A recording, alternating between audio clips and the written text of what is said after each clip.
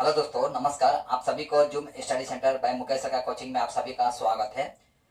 आज मैं आप सभी के सम्मुख में एक ऐसा सेशन लेकर आया हूं जिसका नाम है क्या आप जानते हैं। यानी इस सेशन में मैं आप सभी के सम्मुख एक प्रश्न रखूंगा और उस प्रश्नों से संबंधित मैं सारे तत्व को मैं आपके सम्मुख रखने का प्रयास करूंगा। और ये जो प्रश्न जो है कहीं ना कहीं किसी न किसी एग्जाम में पूछा गया प्रश्न है, यानी एग्जाम के नजरिए से देखा जाए तो ये प्रश्न जो है आपके लिए इम्पोर्टेंट भी है। ठीक है, तो आज का मेरा प्रश्न जो है वो है ब्रिटिश शासन के समय किसने राज्य हड़प नीति अपनाया था। राज्य हड़प नीति यानी विलय नीति। ठीक है, तो देखिए उत्तर के जगह जो है खाली है, संभवतः इसका उत्तर जो है आपको आ रहा होगा, लेकिन कोई है जिसे इसका उत्तर नहीं आ रहा है और ये बेचारा रो भी रहे हैं। ठीक है, तो चलिए इनकी जिज्ञासा जो है, इनकी जिज्ञासा को शांत किया जाए। ठीक है, तो ब्रिटिश शासन के समय जो राज्य हड़प नीति अपनाया था वो कौन था आपका?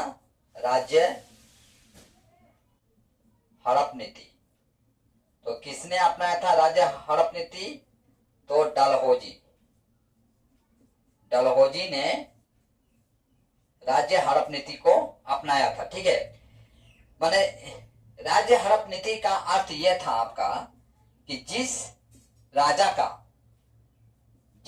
का उत्तराधिकारी नहीं होता था, यानी उसका अपना पुत्र नहीं होता था, उस राज्य को ब्रिटिश क्या करती थी? अपने राज्य में शामिल कर लेती थी, यानी अपने साम्राज्य में शामिल कर लेती थी। सॉरी, राज्य नहीं होगा, अपना साम्राज्य में शामिल कर लेती थी।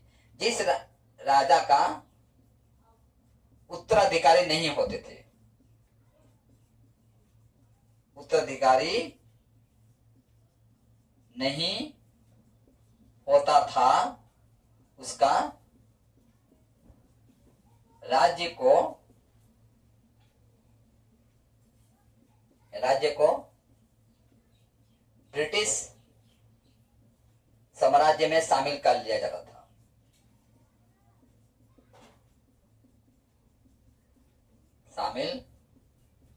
जाता था।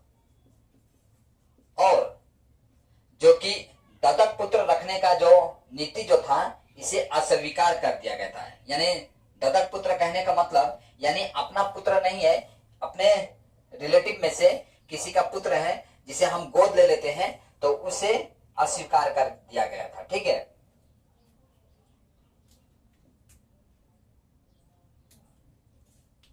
और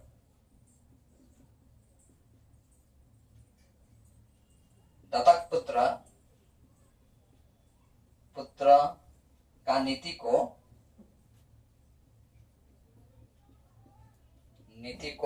अस्वीकार कर दिया गया था।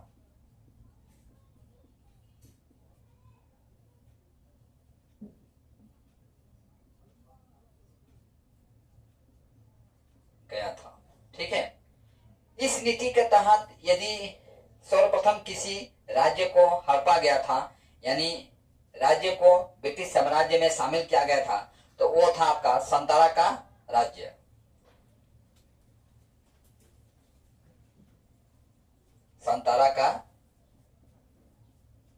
इसे कब ब्रिटिश साम्राज्य में शामिल कर लिया गया था? तो आपका 1848 ईस्वी में। दूसरा आपका 1849 ईस्वी में आपका जयपुर और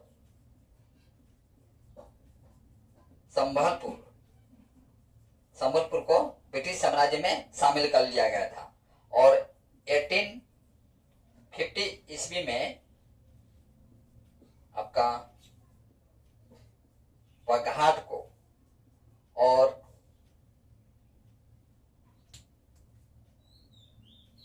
1852 ईस्वी में उदयपुर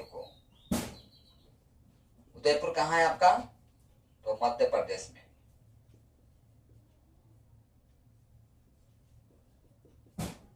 ठीक है, और 1853 ईस्वी में झांसी को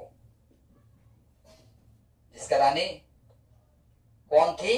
महारानी लक्ष्मीबाई। ठीक है, जिसे झांसी की रानी भी कहकर संबोधित किया जाता है। ठीक है, आप रानी लक्ष्मीबाई की जो वीरता है, उनकी वीरता से भली भांति आप परिचित होंगे। और 1854 ईस्वी में आपका नागपुर को और 1855 ईस्वी में आपका करौली को और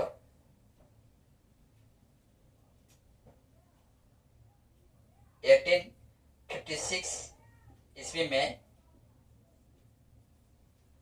अवध राजा को कुशासन के आधार पर नवाब वाजिद अली शाह से छीन लिया गया था। क्या कर लिया गया था? तो छीन लिया गया था।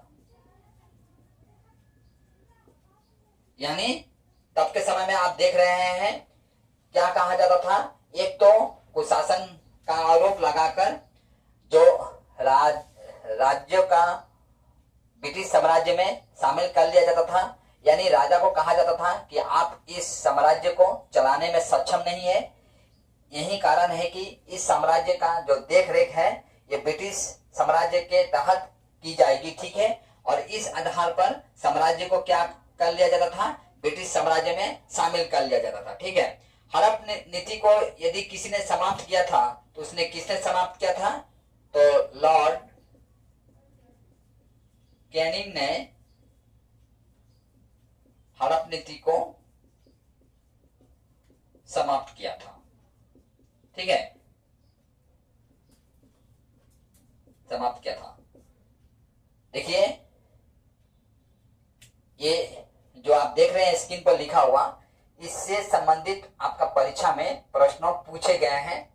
ठीक है, तो मैं आपको पहले ही कहा, इस सेशन का मूल उद्देश्य यह है कि अति संक्षेप में और खेल के माध्यम से आपके अंदर में पॉलिटिकल, इकोनॉमिक, हिस्ट्री, ज्योग्राफी से संबंधित आपकी जिज्ञासा में वृद्धि करना है। ठीक है, तो मैं हर सेशन में एक ही प्रश्न लेकर आऊंगा और उस प्रश्नों से संबंधित मैं सारे तत्वों को आपके सम्मुख पेश करने का प्रयास करूंगा। ठीक है, तो आज की क्लास यहीं समाप्त करता हूं। जय हिंद। और जाने से पहले कहना चाहूंगा कि आप इसका एक स्क्रीनशॉट ले लें।